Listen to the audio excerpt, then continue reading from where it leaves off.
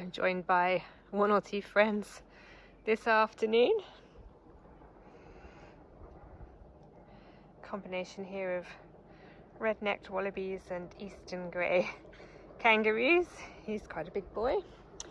Anyway, so as you may have known by now, whilst we were away, several of our plants got eaten by what we think were deer, and that includes some of the trees down here in the new orchard area. So for example, that includes this Bramley apple tree, which you may be able to see slightly ripped and torn. They didn't go for the cherry plum or the cherry, but the two apples were attacked, and I think that's because they were the only two trees that still had leaves on them. I don't think they were going for the wood, they were going for the leaves. Anyway, that's caused me to rethink my tree cages. Now, these are in place not to protect the trees from livestock, but to protect it from the wildlife. And what I had done is, using some stakes that Will had made, essentially made broad but relatively low cages. And the reason that I had done that is because I thought the cages were sufficiently far away from the tree to prevent a wallaby or a kangaroo from accessing them, but I do still need access around the tree to be able to trim it, to keep the grass under control. However, this, standing here and putting one's head over, is no problem for a pesky deer. So as I say, I'm going to have to rethink it. Now, this was a test that I had done with some stakes made by a neighbour of ours, which in my opinion have turned out to not be high enough. I think a deer could still nevertheless put its head over here and easily eat the top of that tree.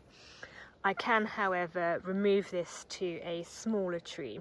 So my thinking is, what I want to do is make sturdier cages that can be more easily lifted off when I want to access the base of the tree to keep the grass under control. But whilst they are in situ, are taller. I have got no shortage, I hope, of chicken wire, although that pile is a lot less than it was. And what I have now done, because these stakes aren't going to be big enough, I have done two things. I have bought, for trial purposes, some more stakes, some pre-prepared stakes from Bunnings. They come in wider and taller, so I'm just starting out with these first because these thinner ones are cheaper, and I'll see how I go with that. And then I tried stapling on by hand the chicken wire to the post, which didn't really work very well, so I had to cobble together this quickly using cable ties. However, the other thing I did go out and buy was this battery powered staple gun, which works with the 18-volt Ryobi battery that we already have for some of our other tools, such as my strimmer and my reciprocating saw. So it wasn't the totally cheapest thing, however, not having to buy the batteries does make a difference. So what I'm going to do now is remove this sort of trial run cage, and I will erect it around an alternative tree. Not any of these, I don't think, but maybe some of the trees in the deciduous garden lawn. And I'm going to attempt erecting a cage with this new equipment to see if I can make it a bit more robust. The trouble with these is that really, just because the chicken wire is quite wide all around it and is only held in place by the stakes, it's actually very annoying and difficult to move it to get access to around the tree. So I'm hoping if I can make these stronger and more robust, they'll lift off and go back down a lot easier. That's the theory. Let's see how we go. There we go then, the lovely late evening light, well, early evening light, I have finished the actual cage. You may be able to see that the chicken wire goes quite some way over the top of it. I was going to trim it, but I've decided to leave it, so I defy any deer to now be able to get their head in over this and down enough to be able to eat the tree. I guess my only concern is the longevity of this cage based on how much this tree grows. But I did want to keep the cages sort of quite tight around the trees in order to sort of minimize resources at this stage. But I do have off-cut there if I do need to expand it as the season goes on. I've got room to grow. Hopefully the staples won't be too tricky to remove if I need to come to do that. I only got enough stakes to test the principle with this one tree. I didn't want to spend a fortune on millions of stakes if I needed the fatter ones or if I needed the taller ones. So I think we're pretty good to go as far as this project goes. Now my only concern is actually if I am going to end up having enough chicken wire after all to build all of these. However, I can sort of double up the chicken wire that's already existing, stapling it onto the stakes. This is a whole new bale which I retrieved from the pile. So hopefully that shouldn't be too much of an issue, because actually chicken wire is strangely expensive. Anyway, that's that. I'm going to rebundle this, put it on the store, and then I'm just going to go and pop this one around one of the trees in the deciduous garden. And then that's that for this evening for my outdoor tasks for today.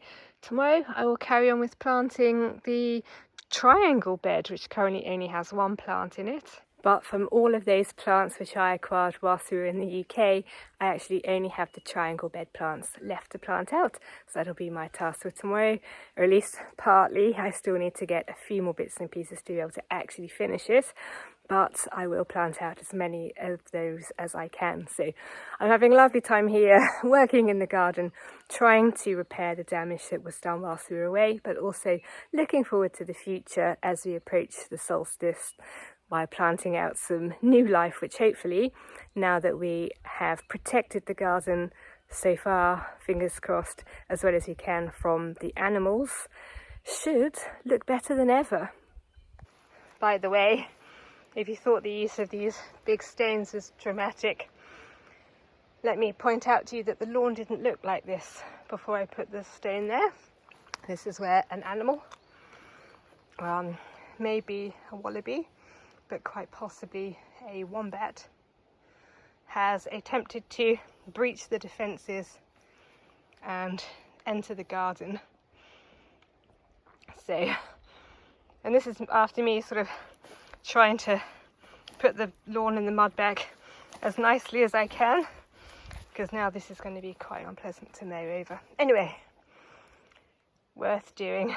The animals will desperately try to breach our defences to the best of their abilities, so all we can really do is try to keep on top of it as best as we can and keep our fingers crossed.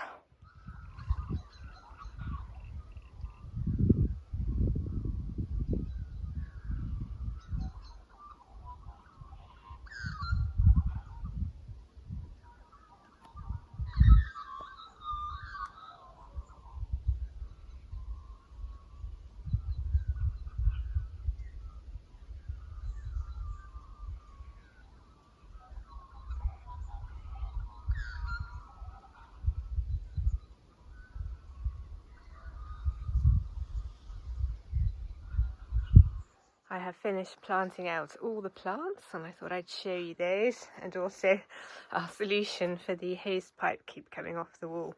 The trouble that we have is that our walls are made of mud, basically, and over time the weight of the hosepipe being tugged and yanked about undermined the structure. You probably won't be able to see, no, you won't be able to see. Anyway, undermine the structure so that it just kept falling off. So we've decided to instead attach it to this board, which is attached to the columns, which form part of the structure of our house.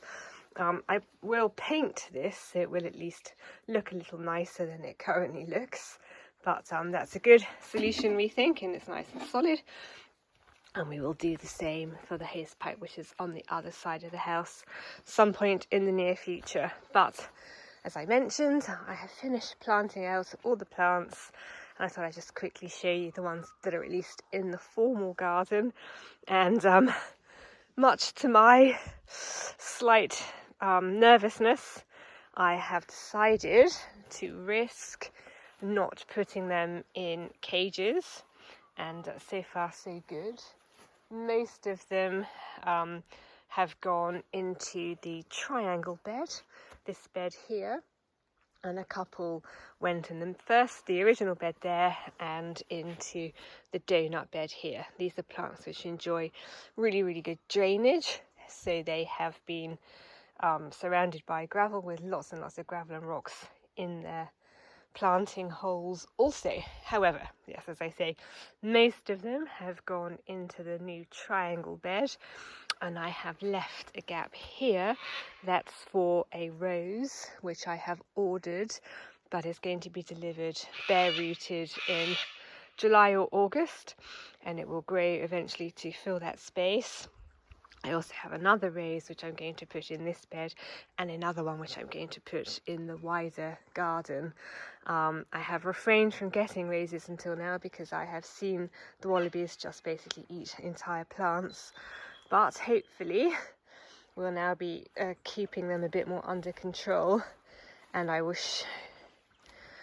show you that sadly my efforts to keep the animals out of the property are proving a little difficult.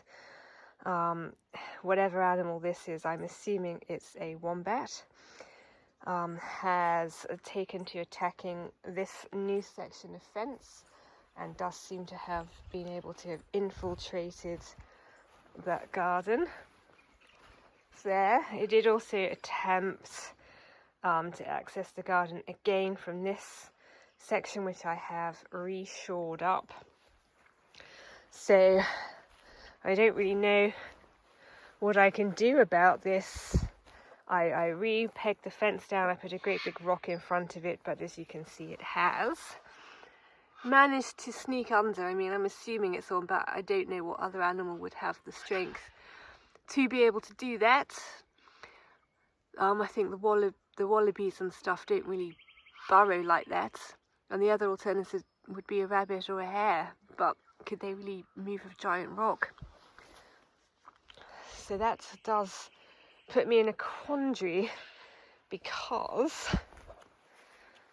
there is what I thought was a disused wombat burrow over here. You may be able to see it there, and so I'm now wondering, is it in fact disused? I mean, it sort of looks it to me. You'd think if an animal was going in and out, there'd be more evidence of it. So quite why the wombat is wanting to get in, I don't know. It's all a bit annoying, to be perfectly honest. Anyway, what can you do? I'll catch up with you another time.